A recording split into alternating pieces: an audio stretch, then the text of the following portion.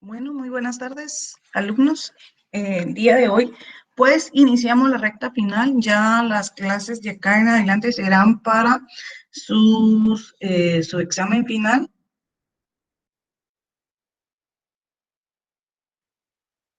Vi que bastante sacaron muy buenas notas y los felicito.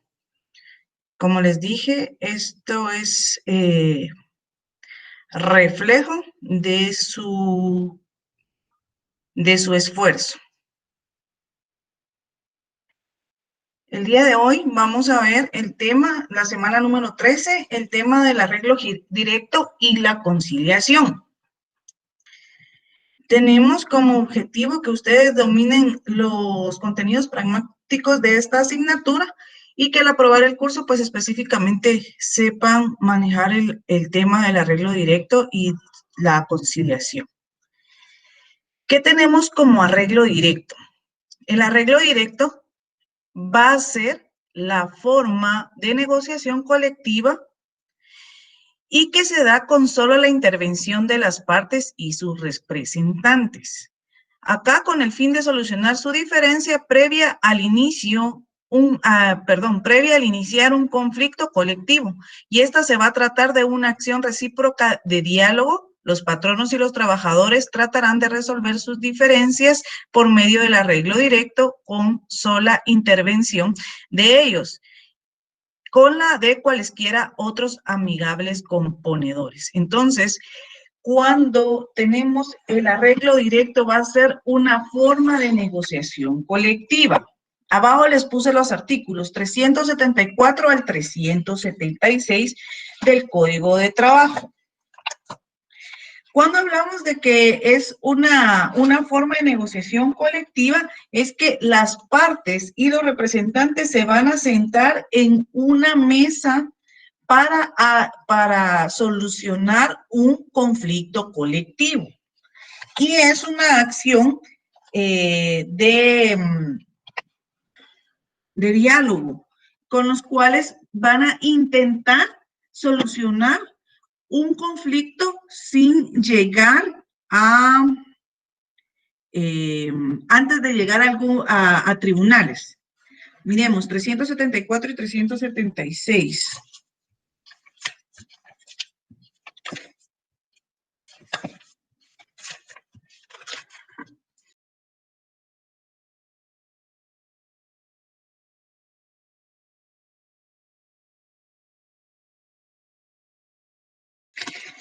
Es el título 12º y acá tienen el procedimiento en la resolución de los conflictos colectivos de carácter económico-social y el capítulo primero la ley no habla, establece en cuanto al arreglo directo.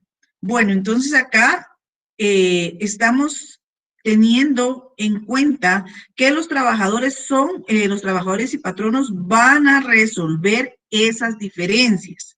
Los trabajadores pueden constituir consejos y comités ad hoc o permanentes en cada lugar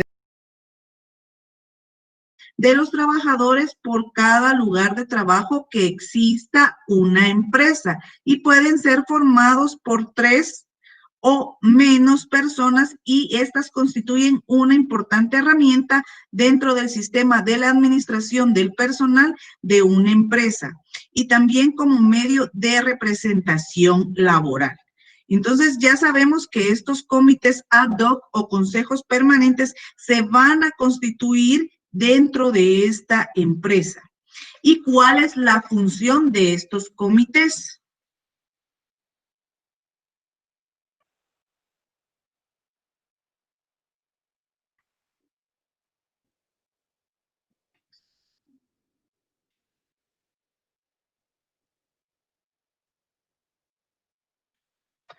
La función de estos comités van a consistir en que a través de sus representantes, los trabajadores pueden plantear directamente sus quejas y solicitudes con relación a asuntos que se produzcan en un lugar específico de trabajo.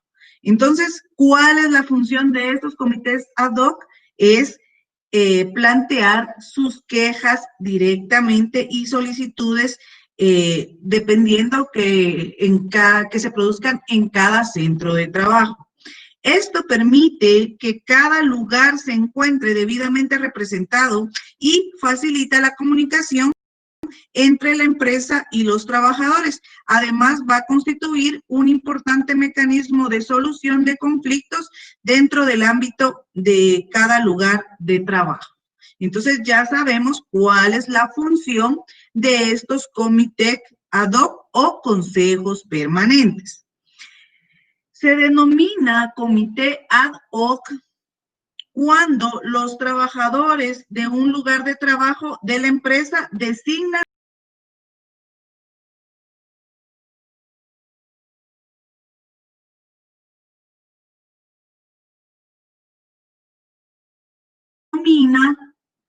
consejo permanente cuando la designación de los representantes se realiza para que estos atiendan todos estos asuntos del lugar de trabajo de los trabajadores. Entonces sabemos que cuando es comité ad hoc, los trabajadores de un lugar de trabajo designan representantes para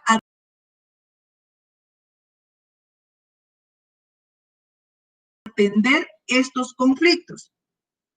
Y cuando son consejos,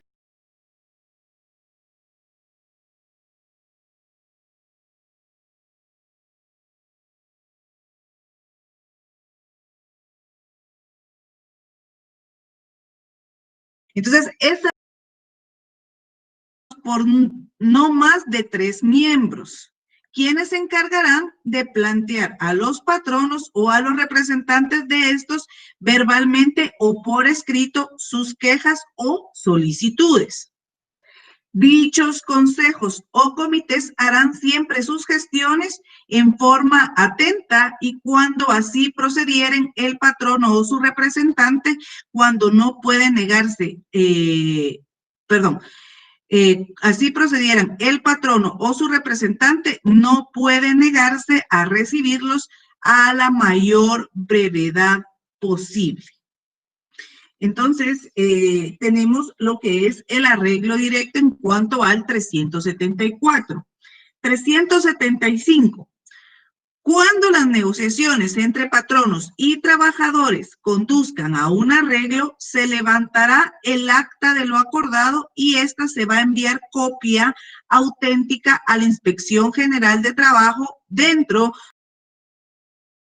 de las 24 horas posterior a su firma. Entonces, acá tienen que firmar todos y posterior a esa última firma tiene 24 horas para enviar el acta que se suscribió en este arreglo directo.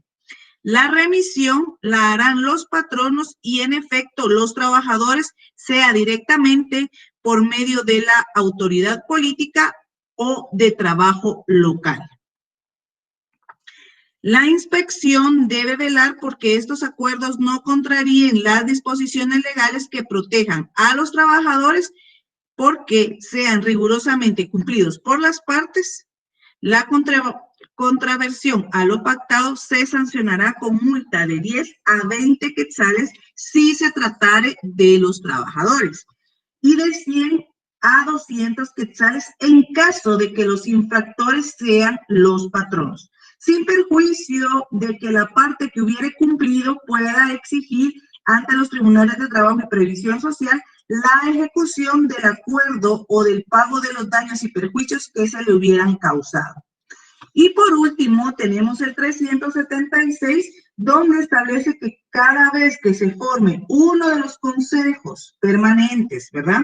O comités ad hoc, de que habla el artículo 374, sus miembros lo informarán a la Inspección General de Trabajo mediante una nota que suscribirán y reenviarán dentro de los 5 días siguientes a su nombramiento.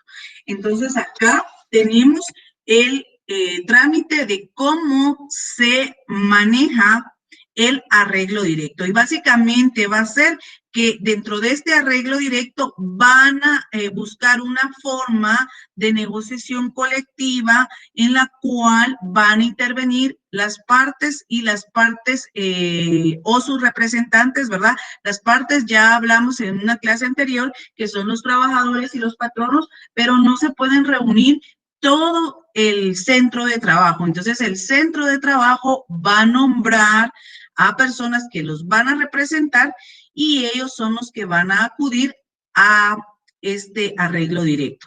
¿Cuál es el fin del arreglo directo? Solucionar la diferencia previa a iniciar un conflicto colectivo, ¿verdad? Y como lo tenemos en pantalla, se trata de la acción recíproca de diálogo. Acá los trabajadores van a dialogar con, los representantes de los trabajadores van a dialogar con los representantes de los patronos y van a intentar resolver esas diferencias que se están dando dentro de ese centro de trabajo, ¿verdad?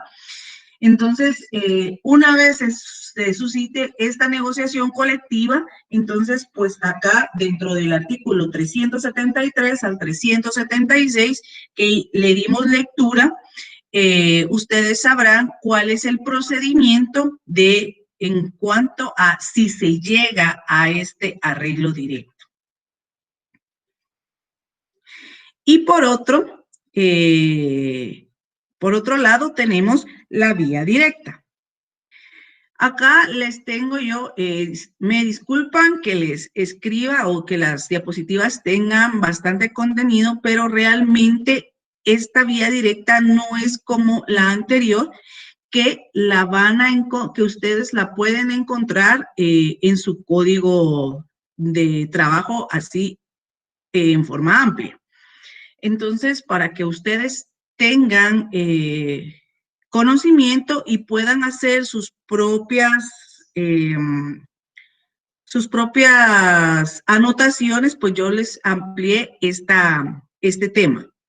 La vía directa es el medio diseñado por el legislador a efecto de que patronos y el sindicato de trabajadores negocien el pacto colectivo de condiciones de trabajo, que surgirá de las relaciones laborales entre las partes, ¿verdad? Entonces acá ya estamos hablando de que el sindicato, o sea, ya no es un comité ad hoc, ya no es un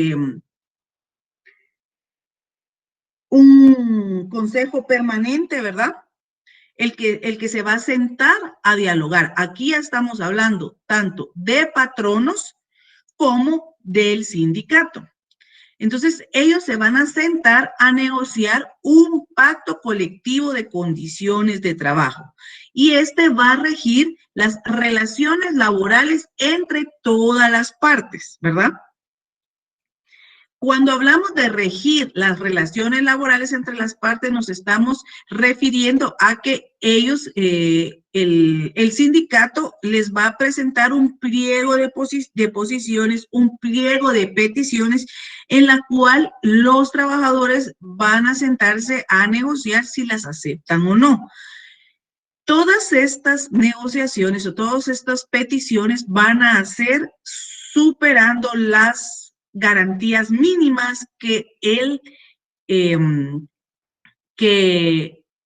Código de Trabajo establece. Entonces, tenemos que al respecto, en el segundo párrafo del artículo 378, prescribe lo siguiente. Cuando se trata de discusión de un pacto colectivo de condiciones de trabajo, el pliego respectivo se presentará a la otra parte para su discusión. Era lo que yo les explicaba, ¿verdad? Que el sindicato se va a sentar y les va a hacer llegar al patrono este pliego de peticiones, ¿verdad? Que pueden negociarse dentro de este conflicto colectivo de trabajo. Pueden negociarse bonos, además de los bonos que ya reciben, que ya están regulados en la ley.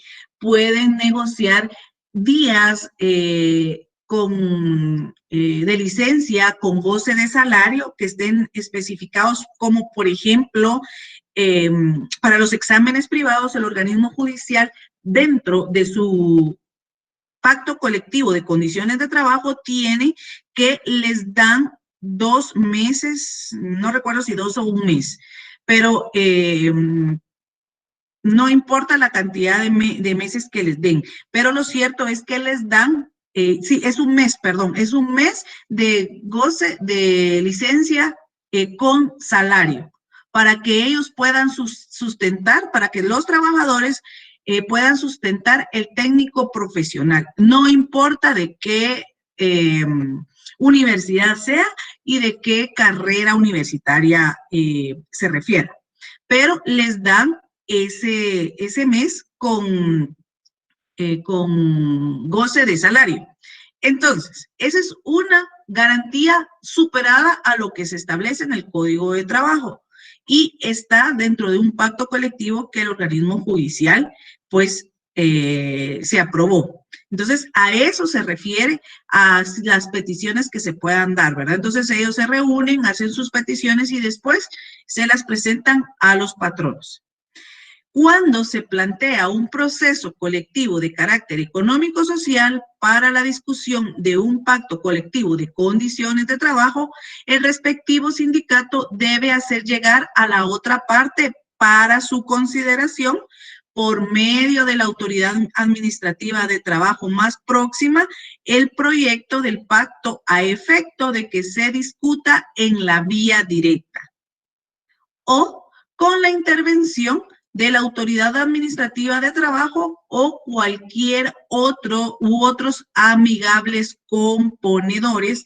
Esta fase es obligatoria de conformidad con lo regulado en el artículo 51 del Código de Trabajo. Para los trabajadores del Estado, la vía directa tiene carácter obligatorio para tratar conciliatoriamente pactos o convenios colectivos. Entonces, veamos el artículo 378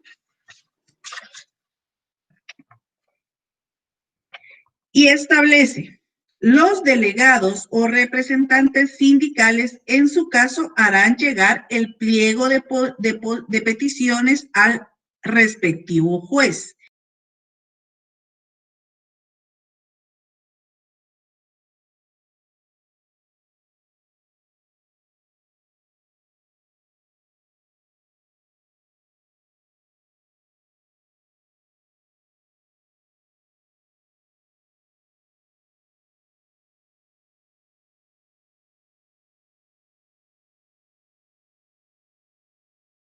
En el mismo acto de la entrega de la solicitud y el pliego de posiciones.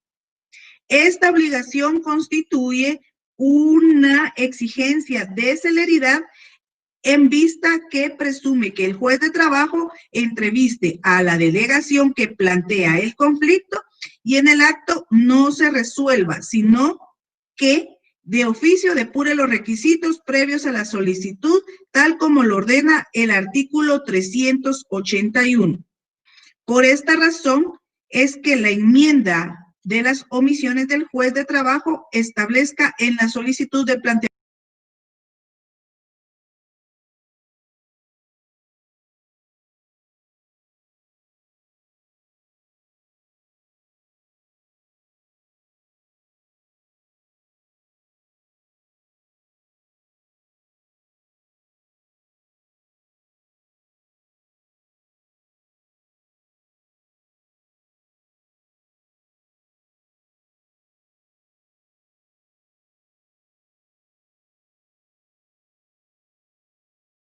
los 81 y vemos cuáles son los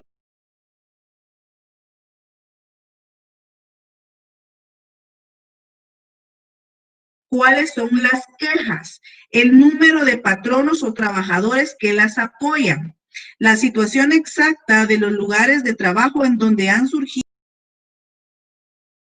la fecha. Entonces, lo que viene a continuación en el artículo son los requisitos para la instauración de un conflicto colectivo de carácter económico-social.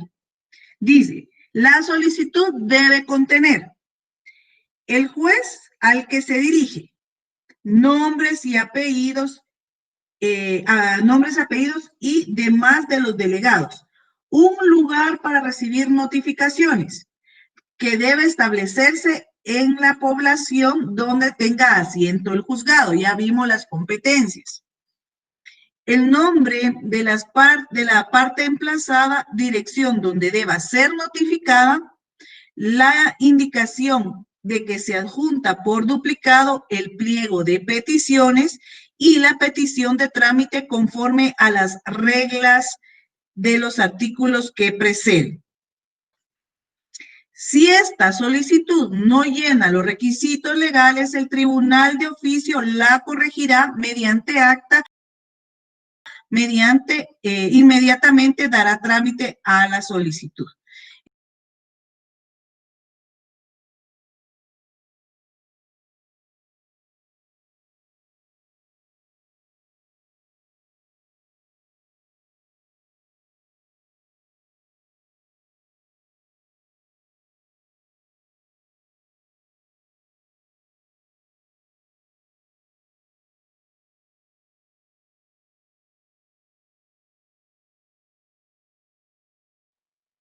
Cuando hablamos de que inmediatamente se le dará trámite a la solicitud, ¿verdad? Después de corregir que las deficiencias en la instauración del conflicto colectivo de carácter económico-social, tenemos que esta disposición tiene relación al artículo 378, que establece que el juez de trabajo resolverá el trámite del conflicto en el acto de la presentación de la solicitud y del pliego de peticiones.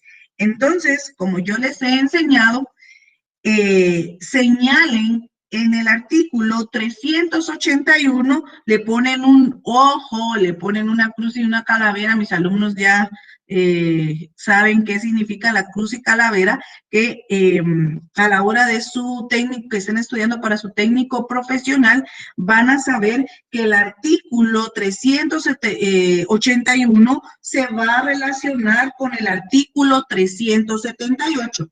Y al artículo 378 le señalan de igual manera un asterisco o un ojo o algo como a ustedes más les guste y le señalan el 381. ¿Esto para qué les va a servir?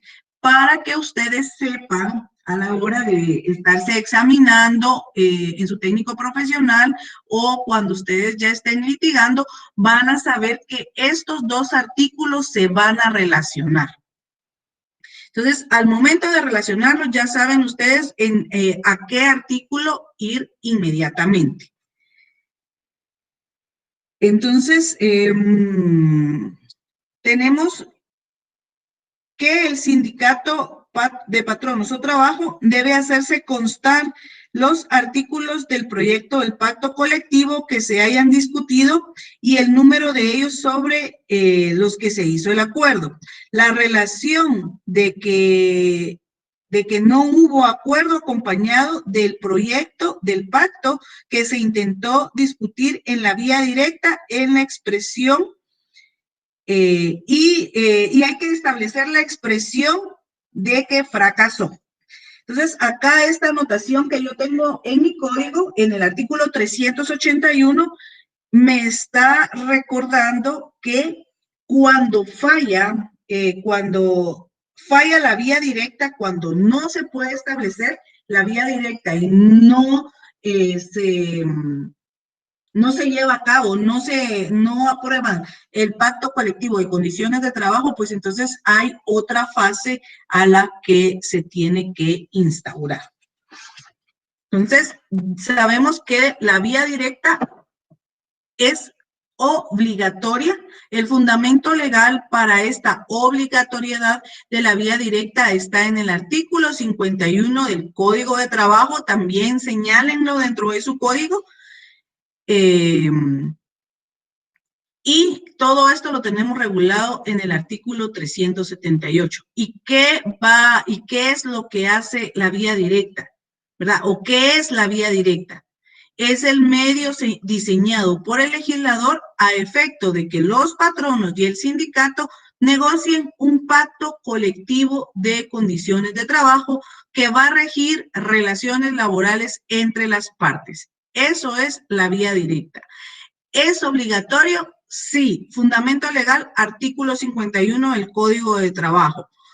¿Qué pasa si cuando se presenta por la vía directa un proceso colectivo de carácter económico-social y este no cumple los requisitos legales establecidos en el artículo 381 del Código de Trabajo? Pues no se los pueden rechazar, sino que el último párrafo del artículo 381 establece que cuando no llenan los requisitos legales del tribunal, de oficio se corregirá mediante un acta, ¿verdad? Y se le dará trámite. Entonces, posibles preguntas de privado en cuanto a la vía directa. Y ahora tenemos la fase de conciliación. Este tema es un poco alargado y solo nos quedan 15 minutos. La fase de conciliación. Bueno, ya vimos en una de las clases qué es la conciliación, pero cuando nos establecemos directamente dentro de la fase de conciliación, ¿verdad? Tenemos que esta fase va a constituir, o qué es el procedimiento de conciliación, entonces tenemos que es un mecanismo de resolución de conflictos colectivos. Y que acá, ¿qué vamos a hacer? Se va a constituir un procedimiento, ¿verdad? Y este procedimiento está establecido en la ley, sí, está establecido en la ley para fomentar una negociación colectiva entre los trabajadores y los patronos. ¿Y cuándo va a pasar esto? Esto va a suceder cuando no ha sido posible llegar a un acuerdo en la vía directa. Entonces ya sabemos, ¿verdad? Falló la vía directa, entonces se va a suscribir dentro de este proceso, se va a hacer saber, se va a dejar de forma expresa que la vía directa falló. Eso lo acabamos de ver. Entonces, este procedimiento, ¿cuándo va a proceder este procedimiento? Este procedimiento va a proceder cuando una empresa o un lugar de trabajo se produce un conflicto cuya magnitud pueda provocar una huelga o un paro, ¿verdad? ¿Y cómo se va a constituir el procedimiento de conciliación? Pues este se constituye por medio de un mecanismo autocompositivo de resolución de conflictos colectivos laborales. Y acá ya interviene el Tribunal de Conciliación y este Tribunal de Conciliación, su único fin o su única tarea es de facilitar la consecución de un posible arreglo entre las partes. El Tribunal de Conciliación no va a emitir una sentencia, sino él solo va a proponer fórmulas de arreglo. Entonces,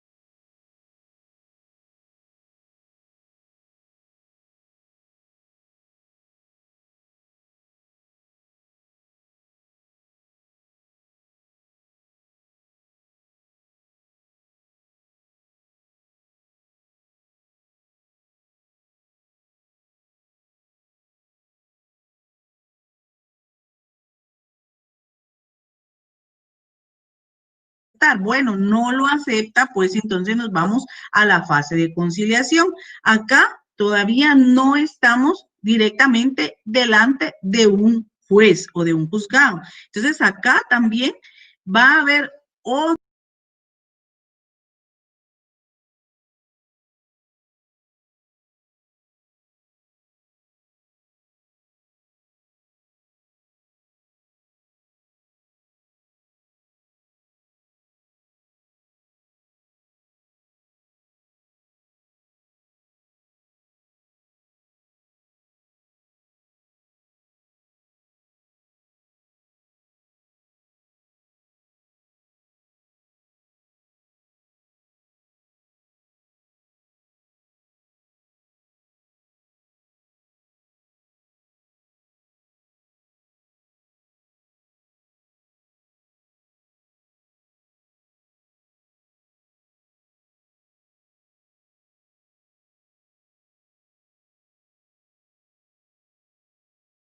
dentro de los artículos 5.2 literal E y 8.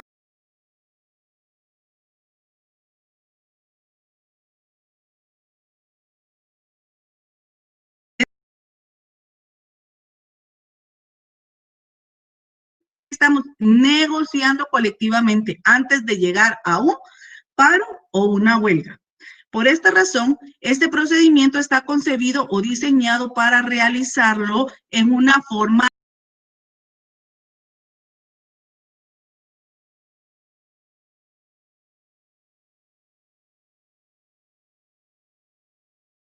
rápida según el artículo 393 de nuestros corridos. Incluyen días hábiles e inhábiles. Y esto lo estamos encontrando en el artículo 325 de su Código de Trabajo. Cuando en un lugar de trabajo se produzca una cuestión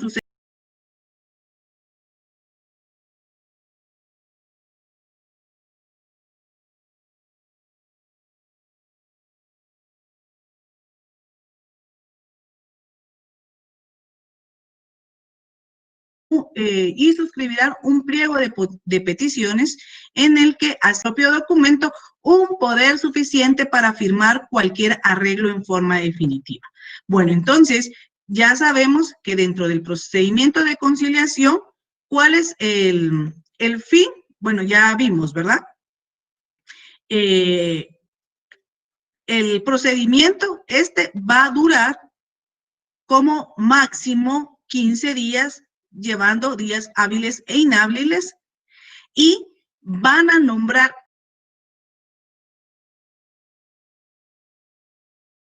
3 delegados, 3 representantes de los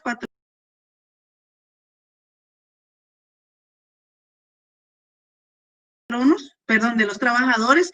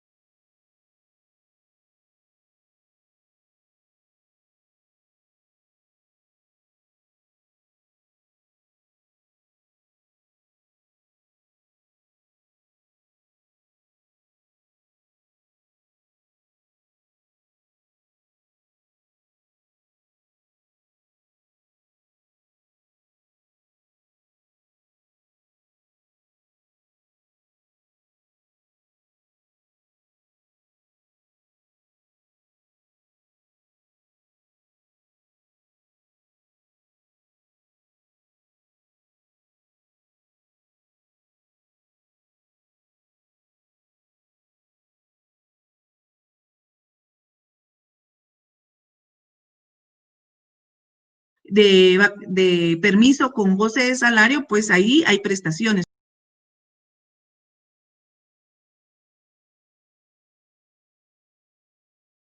Acuerdo conciliatorio, ¿verdad? Y estas son claras, expresas y exigibles. ¿Por qué? Porque tienen que estar escritas y se tienen que exigir a la hora de aceptarlas.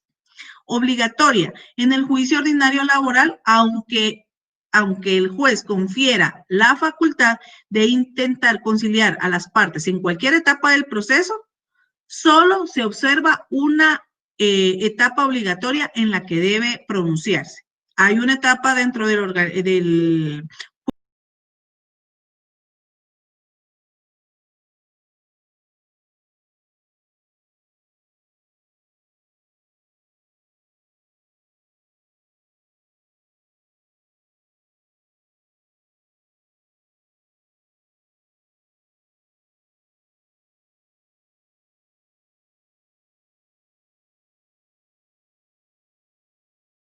y que éste pongan fin al juicio, ¿verdad? Y que si el avenimiento de la relación de todas las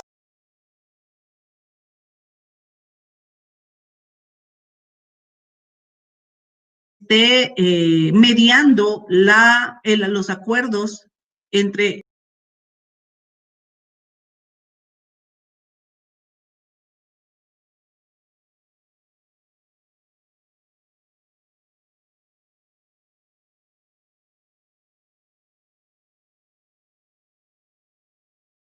están reguladas dentro del Código de Trabajo, aunque no se esté llevando directamente dentro de un juicio, ¿verdad? Esto es